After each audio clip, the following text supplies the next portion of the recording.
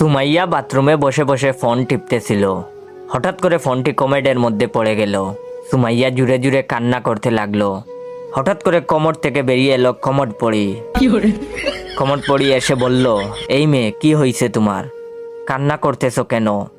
তখন সুমাইয়া বলল, আমার ফোনটা কমোডের মধ্যে পড়ে গেছে, তাই কান্না করতেছি। তখন কমোড পড়ি বলল, ওকে দাঁড়াও, আমি তোমার ফোন নিয়ে আসতেছি।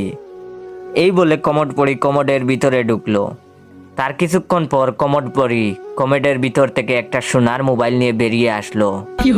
আর কমোড পড়ি বলল, এই ফোন কি তোমার সেই ফোন?